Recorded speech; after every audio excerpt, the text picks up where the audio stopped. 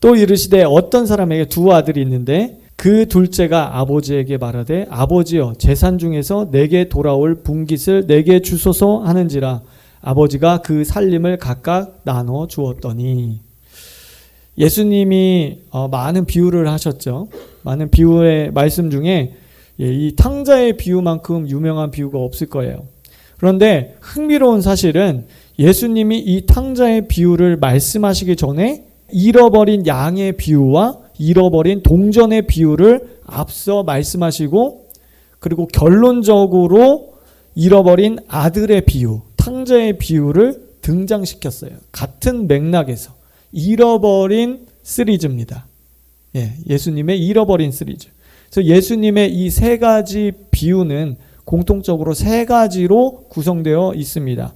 첫 번째는 소중한 것을 잃어버렸어요. 두 번째는 그것을 찾을 때까지 결코 포기하지 않으시고 쉬지 않으십니다.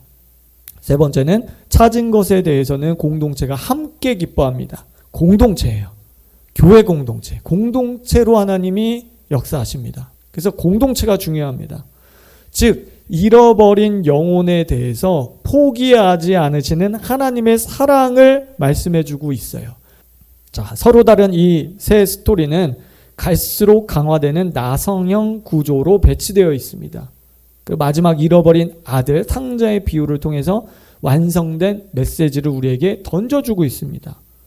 이 잃어버린 양의 비유는 100마리 중에 한 마리를 찾아 나서는 목자의 심성을 말하고 있어요. 그리고 잃어버린 동전의 비유는 10개 중에 하나를 찾는 것에 대해, 그 갈급함에 대해서 말하고 있어요. 그리고 클라이막스인 잃어버린 아들의 비유는 2명 중에 하나를 잃어버릴 때 그것을 되찾으려는 간절함과 그리고 애틋함과 고통받는 아버지의 심정을 우리에게 전달해주고 있습니다. 그러니까 계속해서 뭔가 좁혀가는 거죠. 그리고 결론적으로 뭐예요? 잃어버린 아들에 대해서 아버지의 사랑과 용서와 심정을 우리에게 말씀해주고 있습니다. 바울은 이렇게 말했습니다. 하나님은 모든 사람이 구원받으며 진리를 아는 데 이르기를 원하시느니라. 우리 다 같이 모든 사람이에요. 너는 선택해서 천국 보내고, 너는 유기해서 지옥 보내고, 너는 아무리 믿으려고 해도 내가 지옥 보낼 거야. 너는 아무리 기도 안 하고 말씀 안 읽고 안 믿으려고 발버둥 쳐도 너는 내가 선택해서 천국 보낼 거야. 그게 아니에요. 여러분, 그런 극단적인 예정론은 없어요. 결정론이 아니에요. 운명론이 아니에요. 운명론이 아니라고, 미신이 아니라고요. 하나님은 모든 사람이 구원을 받으며 진리를 아는데 이르기를 원하시는 거예요. 자유의지, 우리의 선택, 인간의 선택에 의해서 천국과 지옥이 결정이 됩니다. 예수님은 이렇게 말씀하셨어요. 인자가 온 것은 잃어버린 자를 찾아 구원하려 함이니라. 잃어버린 시리즈, 주님 말씀하시고 잃어버린 자를 찾아 오셨다. 하나님의 말씀은 이렇게 말씀하십니다. 하나님이 세상을 이처럼 살아가사 독생자를 주셨으니 이는 그를 믿는 자마다 멸망치 않고 영생을 얻게 하려 하심이라. 그가 선택해서 믿을 때 영생을 주신다는 것입니다. 하나님이 그 아들을 세상에 보내신 것은 세상을 심판하려 하심이 아니요 그로 말미암아 세상이 구원을 받게 하려 하심이라. 아멘. 자, 잃어버린 아들의 비유는 22절로 되어 있습니다. 에게 짧은데요, 이렇게 생각할 수 있지만 예수님의 비유 중에 가장 길어요. 예수님의 이야기 중에 가장 긴 형태를 띠고 있는 게 이 잃어버린 아들의 비유입니다. 여기서 또 청중들의 감정과 상상력을 꿰뚫는 호소력, 그리고 간결하면서도 정교한 스토리 구성, 신금을 울리는 메시지, 그리고 기도, 회개, 칭의, 용서라는 신학적 주제까지 이 모든 것이 이 잃어버린 아들의 비유 속에 녹아져 들어가 있어요. 굉장히 탁월한 거죠. 굉장히 탁월한 거예요. 그래서 저명한 소설가인 찰스 디킨스라고 하는 사람이 이 탕자의 비유는 역사상 기록된 작품들 가운데 가장 위대한 단편이라 칭송을 받을 만하다라고 말했습니다. 그러니까 전문가의 눈으로 볼 때도 굉장히 탄탄하고 그 스토리라든지 아니면 내용이라든지 신금을 울리는 그런 감정적인 요소라든지 클라이막스라든지 아니면 신학적인 주제까지 거기 녹아 들어가 있는 아주 여러분 예수님의 이 말씀을 들으면 정말 감탄이 나올 정도로 때로는 유치원생부터 대학 교수까지 다 알아듣잖아. 그리고 다 은혜를 받아요. 거기서 다 교훈을 취할 수 있어요. 여러분 진짜 고수는요 쉽게 가르쳐. 어설픈 사람들이 막 어려운 말, 어려운 단어 쓰면서 막 영어 단어 쓰면서 막 이러니까 이러는. 진짜 고수는요 어려운 것을 쉽게 가르쳐요. 누구나 다 알아들을 수 있도록 가르친단 말이에요. 예수님이 그랬어요. 여러분 사도 바울 서신서 봐봐. 머리 아파 머리 아파. 왜냐면 그분은 신학자라 그래요. 신학자라. 네. 근데 예수님 봐봐요. 예수님은요 그냥 하늘의 지혜로 말씀하시니까 유치원생도 알아들어요. 대학 교수도 알아들어요. 못 배운 사람도 알아들어. 배운 사람도 알아들어. 그러니까 누구나 예수님 말씀을 듣고 구원받을 수 있도록 그렇게 가르치시는 거예요.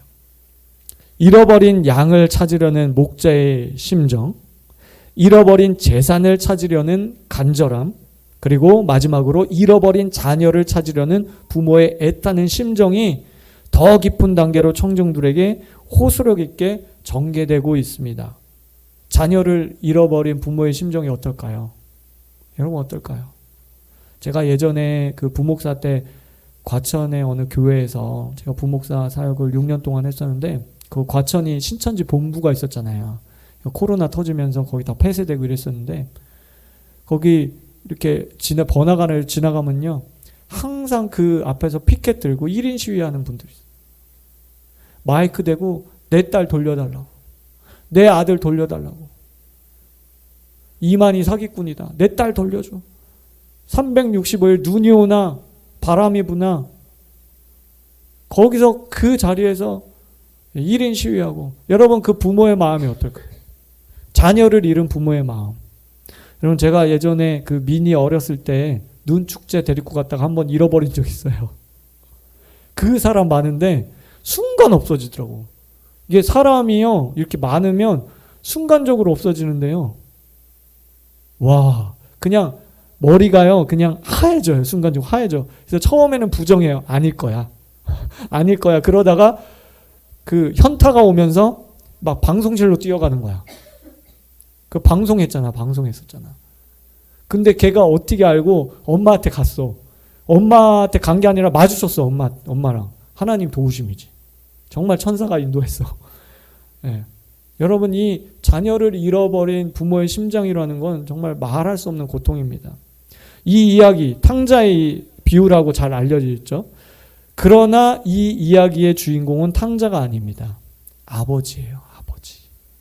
그래서 이 이야기의 제목을 탕자의 비유라고 말하기보다는 잃어버린 자녀의 비유라고 제목을 붙이는 것이 훨씬 더 정확할 것입니다. 왜냐하면 하나님 아버지의 고뇌와 심정을 살피는 쪽으로 예수님이 이 스토리를 전개하고 있으시기 때문에. 사람들은 말합니다. 값없이 주어진 은혜라고. 예, 맞아요. 이 은혜가 얼마나 좋냐. 값없이 준 거다. 그냥 믿기만 해라. 여러분 그건 우리 입장이지.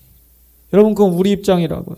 하나님 아버지 입장에서는 값비싼 대가를 지불한 거예요. 자기 아들을 내어준 거라니까. 자기 아들을 내어준 거예요. 여러분 내가 하나님이면 알게 뭐야 그냥 삭제, 다시 창조, 첫째 날부터 다시 창조. 내가 하나님이면 그랬을 것 같아. 아니 알게 뭐야 그냥 없애면 되잖아. 근데 내 아들을 내어주기까지 이 피조물을 사랑하셨다는 거예요. 인간을 사랑하셨다는 거예요. 값비싼 대가를 지불하셨다는 거예요. 여러분 오늘은 기존에 이 둘째 아들의 캐릭터에만 초점이 맞춰져 있던 이 비유를 당시 시대와 상황과 또 문화를 고려하면서 살펴보면서 좀 더 폭넓게, 그러니까 예수님이 말씀하신 진짜 의도, 이 스토리의 주인공은 탕자가 아니라 아버지라는 것을, 아버지 사랑과 용서라는 것을 예수님 말씀하고 싶으신 거거든요. 근데 우리 입장에서 보니까 맨날 탕자밖에 안 보이는 거야. 용서받았다, 구원받았다, 값없이 그냥 은혜로. 하나님 입장에서 이 스토리를 한번 보기를 원합니다. 잃어버린 비유의 클라이막스인 잃어버린 아들의 비유에서 둘째 아들은 아버지 하나님과의 관계, 보호, 사랑을 거부했어요. 자기의 길을 가는 사람의 전형을 그려내고 있습니다. 반항하는 아들, 하나님께 반항하는 인간을 그려내고 있어요. 그리고 첫째 아들은 하나님 아버지를 친밀함이 아닌 종교와 의무만 가진 종교인으로서 그려내고 있습니다. 그래서 그분에 대한 사랑을 오해하고 상처받았다고 말하고 이가보 신앙으로 얼룩진 사람의 전형으로 등장시킵니다. 그러니까 두 아들 모두 하나님을 거부한 거예요. 아버지 사랑에서 벗어난 거예요. 모양만 다르지 사실은 똑같습니다. 스타일만 다르지 결국 두 아들은 모두 아버지의 용서와 사랑이 필요한 죄인일 뿐입니다. 이 두 아들을 통해서 우리는 나의 모습을 발견하고 찔림과 회개와 동시에 하나님 아버지의 사랑을 여러분 100% 그 사랑을 경험하시는 그런 이 시간이 되시길 주님의 이름으로 축복합니다. 자, 우리 11절부터 한번 보도록 할게요.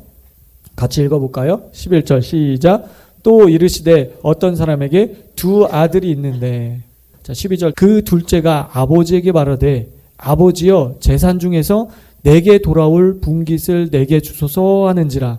아버지가 그 살림을 각각 나눠 주었더니, 자기에게 돌아올 재산, 유산을 부모에게 미리 당겨받는 것, 이것은 별로 좋은 게 아닙니다. 그렇죠?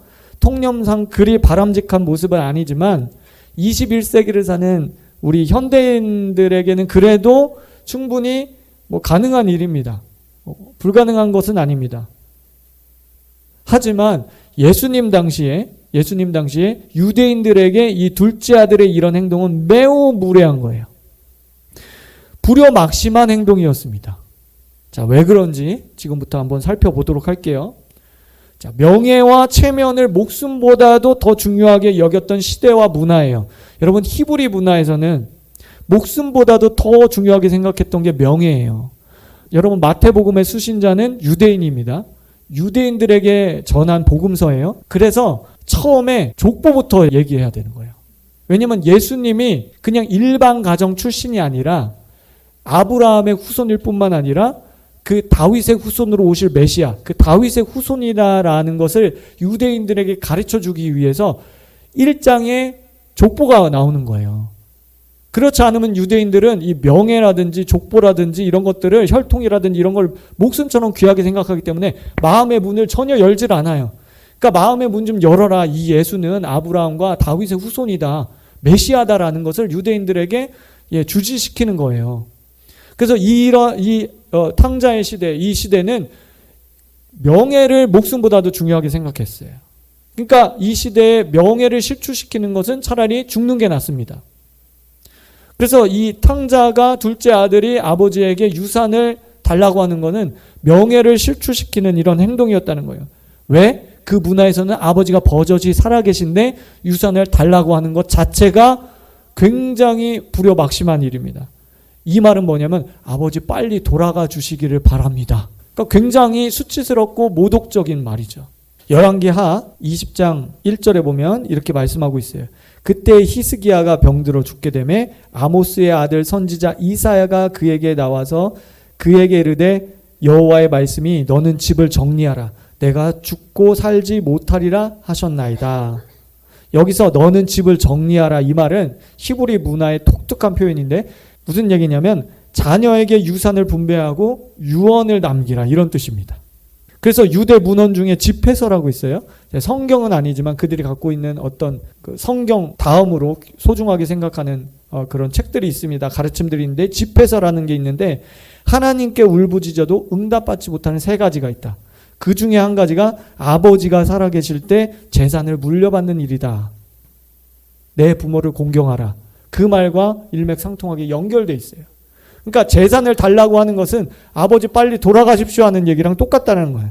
그렇기 때문에 둘째 아들의 이런 요구는 단지 철부지 어리광 수준을 한참 넘어서 매우 심각하고 상상조차 할 수 없는 요구를 지금 아버지에게, 그것도 명예를 가장 중요하게 생각하던 그 시대의 히브리인들에게, 그들은 이스라엘이었어요. 그들은 유대인이었어요. 선민이었습니다.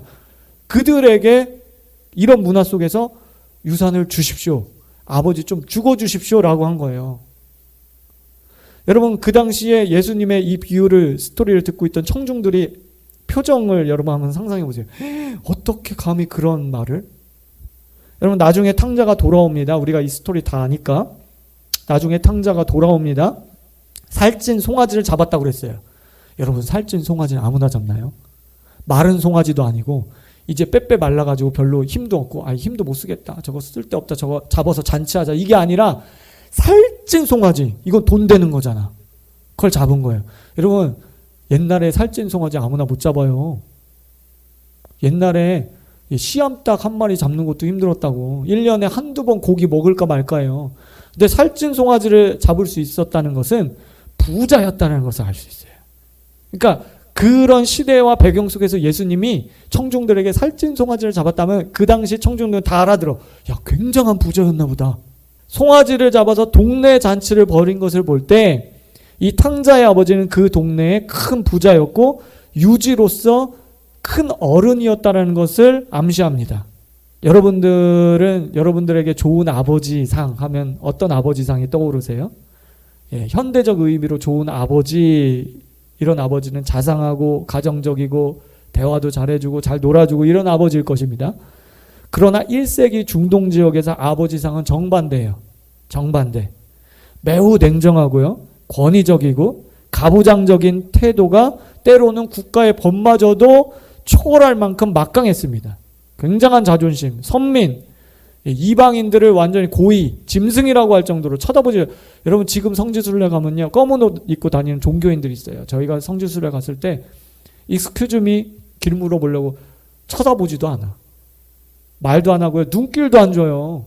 아예 개무시한다니까요. 투명인간 취급해요. 지금도 그렇다니까. 그런데 예수님 당시에는 어땠을까요? 이런 냉정하고 권위적이고 가부장적인 그런 아버지였다는 거예요. 더군다나 탕자의 아버지는 한 가정의 리더였을 뿐만 아니라 부자였다고 그랬죠. 그럼 그 마을에서 영향력 있는 사람이에요. 유지였단 말이에요. 그 동네를 이끌어가는 리더였어요. 큰 어른으로 추앙받고 있었을 것입니다. 여러분 옛날에는 옆집에 우리야 할 것 없이 같이 키웠잖아요. 옆집에 기쁜 일, 슬픈 일 동네 사람이 다 알아요. 거기서 리더 역할, 그러니까 동네 부락 전체를 이끌어가는 리더였다는 것을 우리가 알 수 있어요.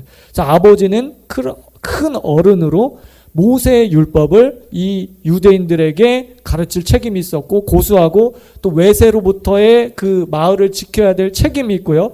또 부자로서 경제활동에 큰 영향을 끼치는 그 마을에서 빼놓을 수 없는 가장 중요한 인물이었을 것입니다.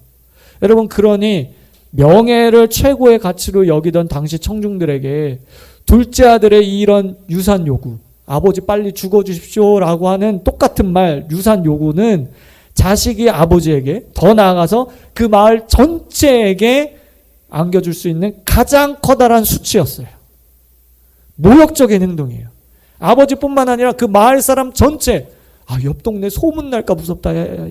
둘째 아들이 그랬대? 이런 상황인 거예요. 이런 상황. 자, 둘째 아들은 재산 중에 내게 돌아올 분깃을 달라고 요구를 했습니다. 오늘날과 같은 은행이 없었던 그 시대에 분깃, 유산 개념은 주로 소장품이나 토지였습니다. 그런데 이 둘째 아들이 재산을 가지고 타국으로 갔다고 성경은 말씀하고 있어요. 자, 그럼 어떤 상황이냐? 자, 유산을 받을 때 오늘처럼 은행이 없으니까 현금화 시켜서 받는 게 아니라 토지라든지 가지고 있는 어떤 농작물이라든지 물품을 유산을 줬단 말이에요.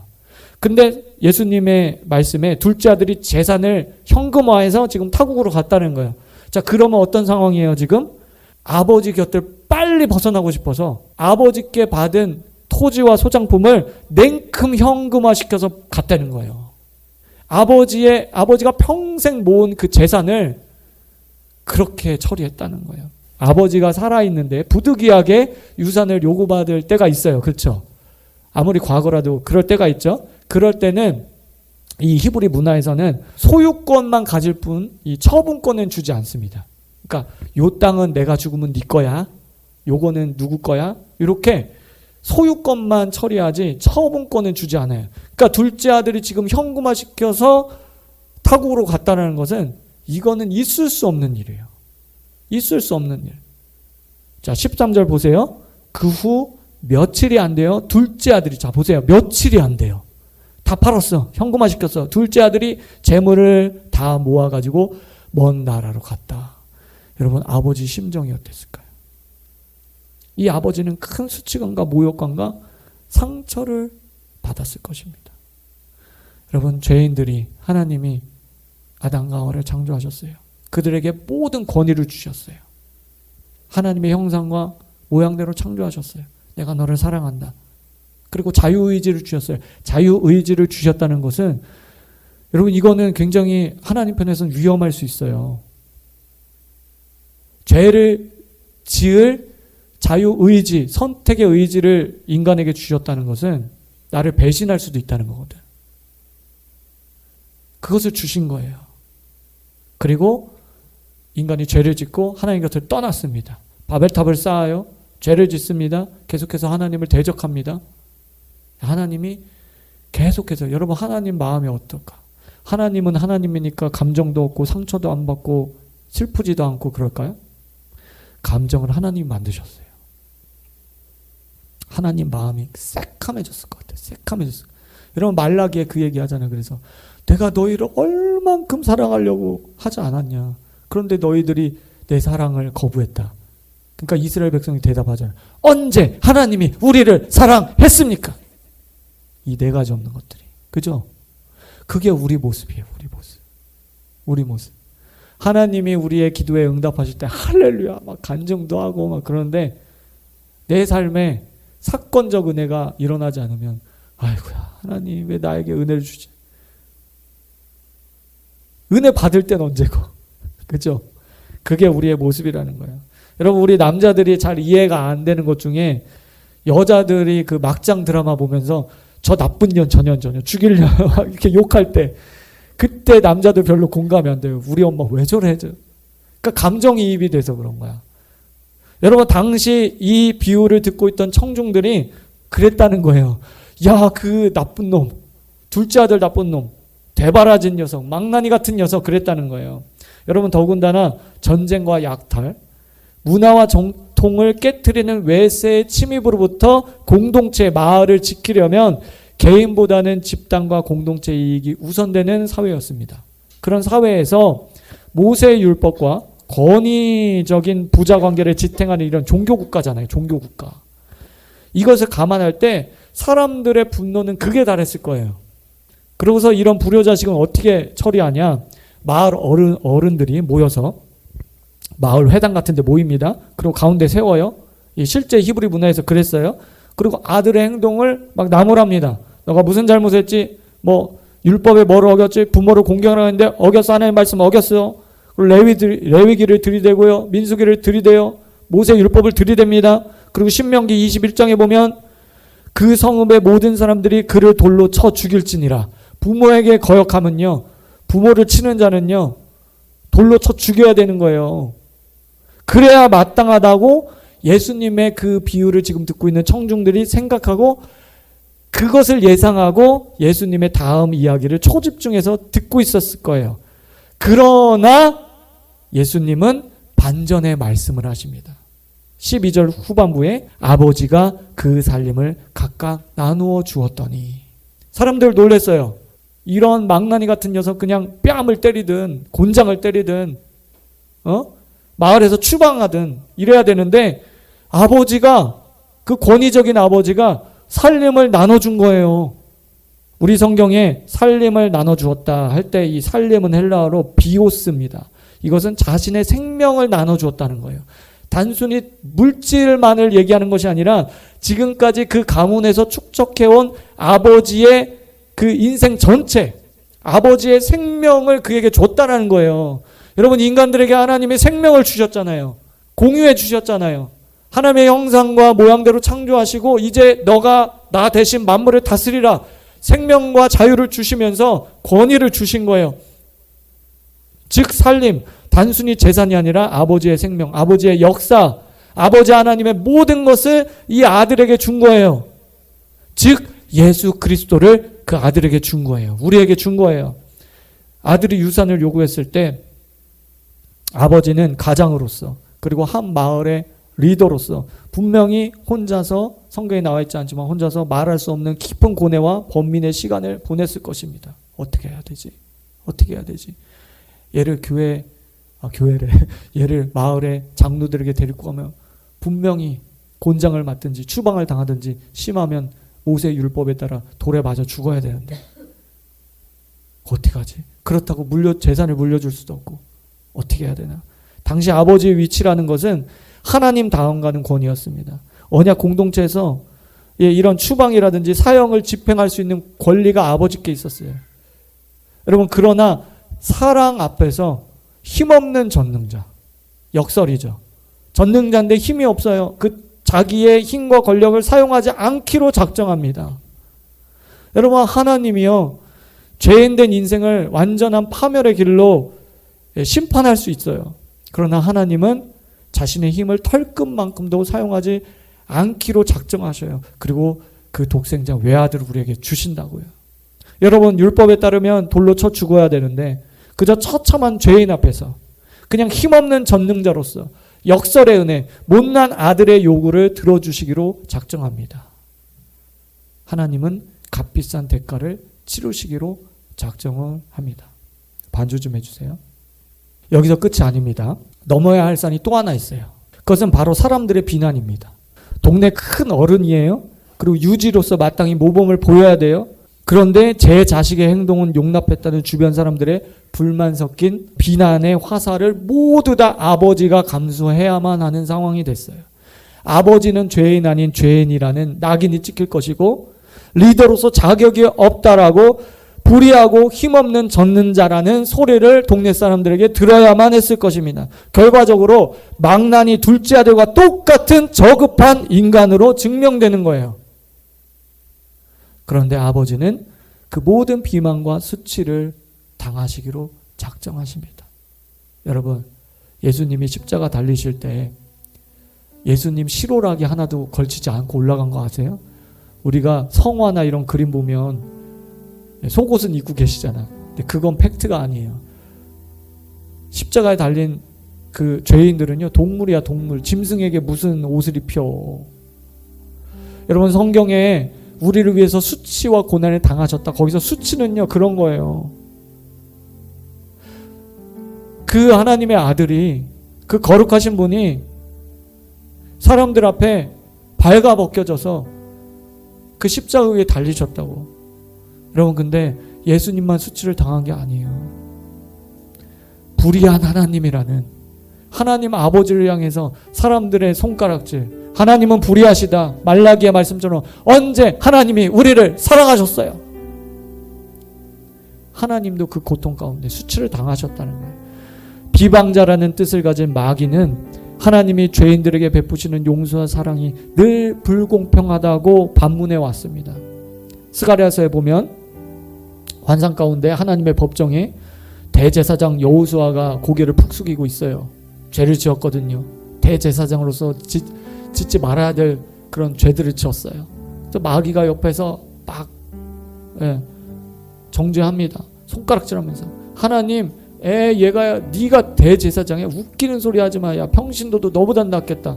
얘가 이런 죄를 졌고요, 저런 죄를 졌고요. 막 누더기 같은 옷을 입었어요. 그 누더기라는 건 죄를 상징하는 거죠. 그래서 막 참소합니다.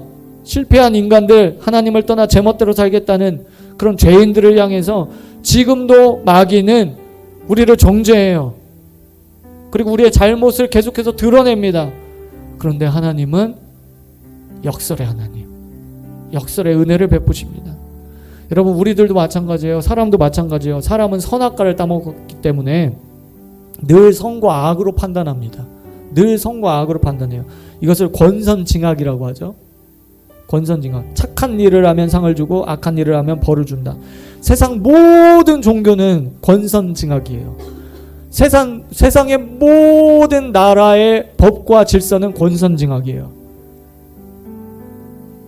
그런데 우리 하나님은 생명나무에 실과를 주셔요. 은혜를 베푸시는 하나님이에요. 역설의 하나님이시라는 걸 여러분 꼭 기억하시기 바랍니다. 여러분, 하나님이 우리 인간들처럼 권선징악으로 판단하시면 아무도, 천국 갈 사람 아무도 없어요. 모든 사람이 죄를 범하였으면 하나님의 영광에 이르지 못하더니 한 사람도 선악과 기준에 의하면 천국 갈 사람이 없다는 거예요.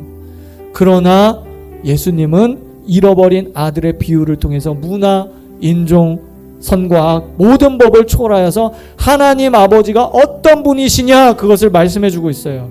그래서 이 스토리의 주인공은 탕자가 아니라 하나님 아버지가 되어야 됩니다. 역설적인 분, 은혜를 베푸시는 분, 용서를 기뻐하시는 분, 그것을 일깨워주고 있는 거예요.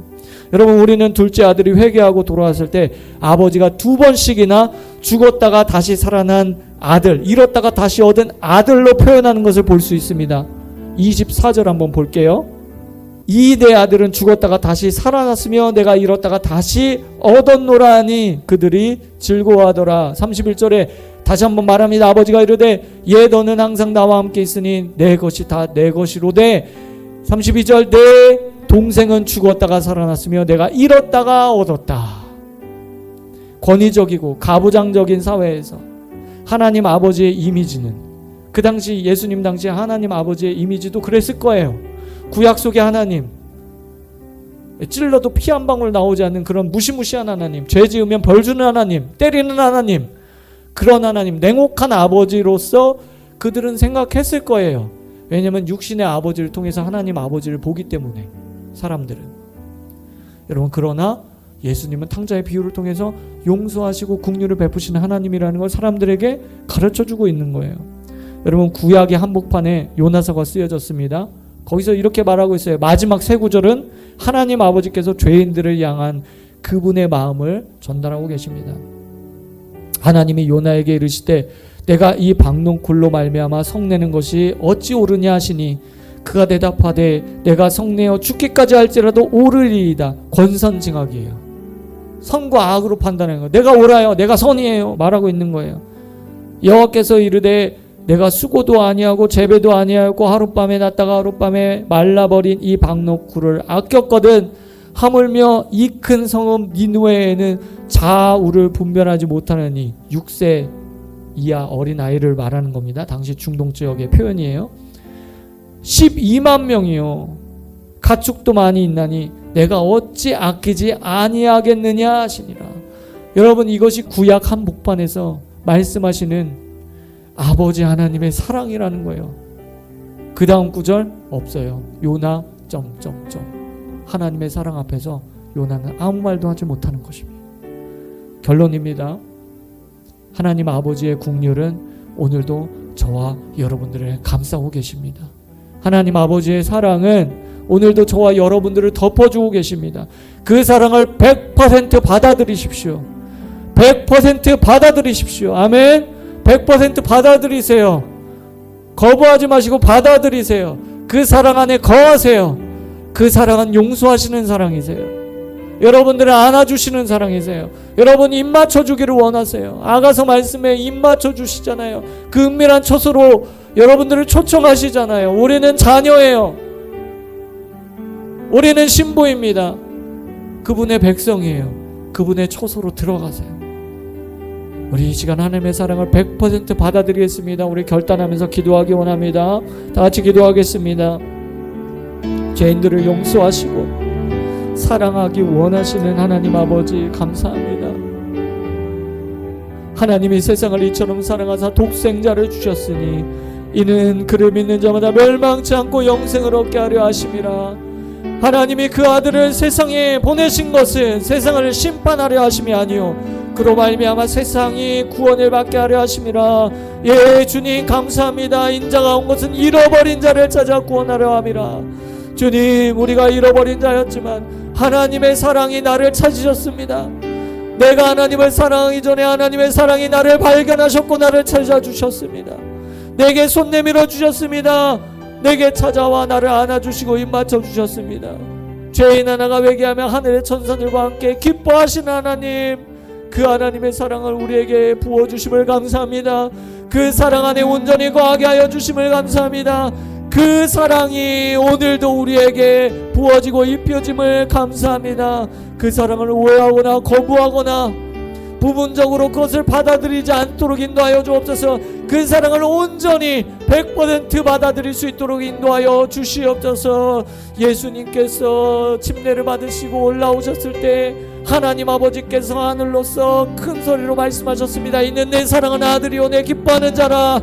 예, 동일하게 우리에게 말씀하십니다. 이는 내 사랑하는 아들이요 내 사랑하는 딸이요 내 기뻐하는 자라. 이것이 바로 하나님 아버지의 마음입니다.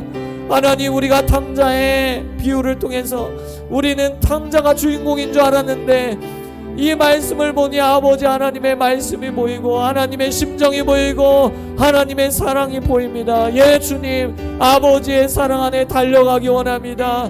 두 팔 벌려 하나님은 지금도 우리를 기다리고 계십니다. 하나님, 회개하는 모든 자에게 용서하시고 회개하는 모든 자에게 사랑을 입혀주시고 하나님, 그 사랑이, 그 은혜가 거부할 수 없는 그 은혜, 하나님 역설의 은혜. 하나님, 우리는 선과 악으로 판단합니다. 권선징악으로 판단합니다. 세상 모든 나라, 세상 모든 종교는 권선징악의 종교입니다. 선악과 종교입니다. 그러나 기독교는 하나님 반전의 은혜의 종교입니다. 그 반전의 은혜를 주시옵소서.